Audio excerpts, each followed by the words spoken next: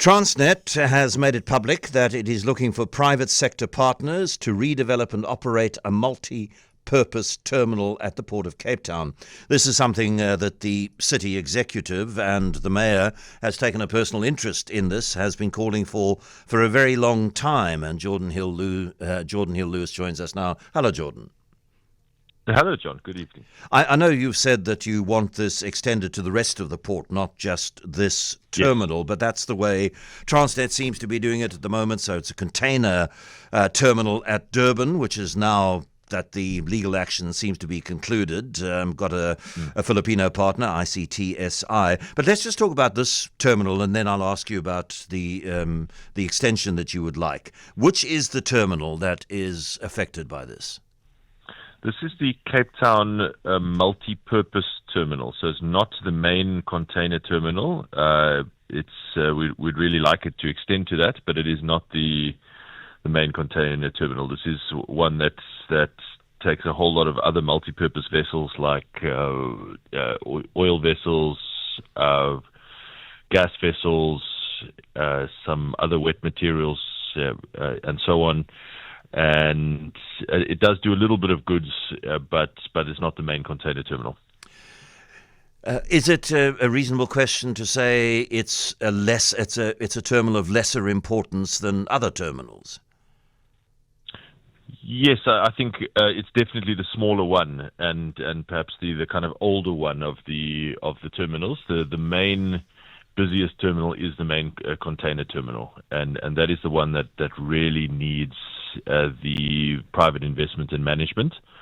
But that said, I still really welcome this. It's a huge step in the right direction. You will recall that for the last while they've been steadfastly saying that they don't intend to do Cape Town. They want to wait a long time to see how it all works out in Durban and Richards Bay and Ngqura and so on first, and Cape Town was last in line.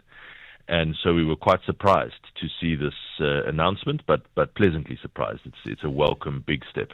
Yeah, when I read the announcement yesterday, I went, what? We're supposed to be last in line, and here we are, not being promoted to the top of the line, but we're certainly getting this considerably earlier than had previously been promised. I mean, it would be nice. I think the World Bank rankings made a difference. Yeah. You know, the fact that just a couple of weeks ago, we were once again bottom of the global rankings for port efficiency in Cape Town. I can imagine that must have hit home.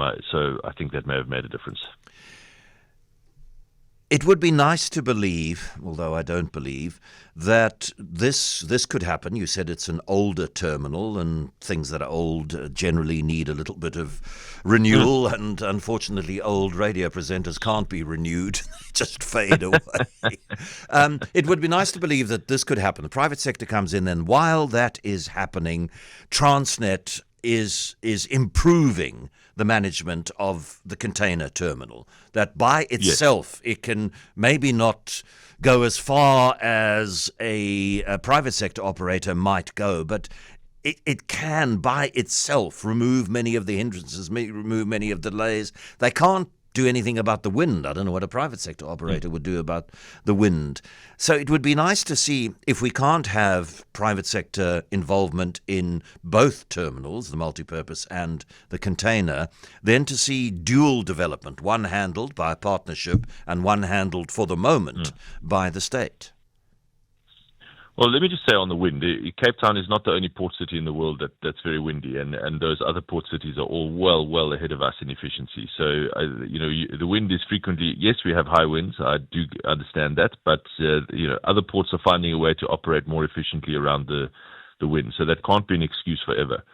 And then on your broader point, though, I agree. There's a lot that they can do, and it's important, I think, that I give credit where it's due. The improvement, there have been improvements at Cape Town port. The number of hours or days that ships are laying at anchor has reduced.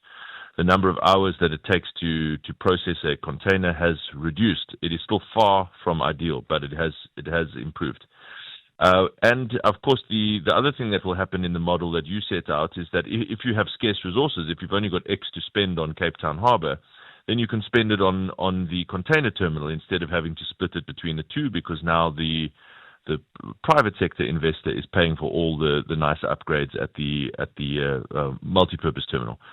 So that also helps. But long term, I still firmly, well, not even long term actually, I hope sooner than that, I still firmly believe that the model that will work for all of Cape Town's harbours is private management and concession. I don't mind if the state continues to own it, but it should be, there's no need actually for Transnet to fund all of the investment. It can be totally privately funded by expert port management companies, of which there are now very many all around the world.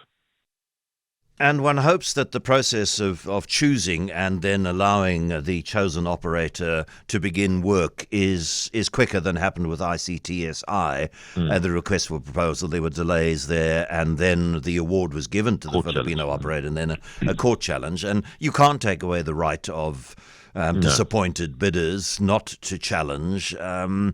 But, it would be nice if the award was so clear-cut that nobody challenged and they could get to work pretty soon. And also, if Transnet sent the message to the private sector that actually we're going to be doing this at a whole lot of our port assets and even our freight rail assets, then I think bidders would not be so desperate to challenge every award, because they would know there's other opportunities for, to be successful elsewhere. So I think that the message to the market is very important, that this is now the policy direction that Transnet is following, and that is a really great and important reform for our country. It will make a big difference. The World Bank estimated that the port inefficiencies in South Africa cost us 1.5% of GDP every year. Now, that doesn't sound like a huge number, but 1.5% of the entire South African economy is a massive number. And really, we cannot afford that kind of cost and inefficiency. Mayor Geordin Hill-Lewis, thank you as always for your time.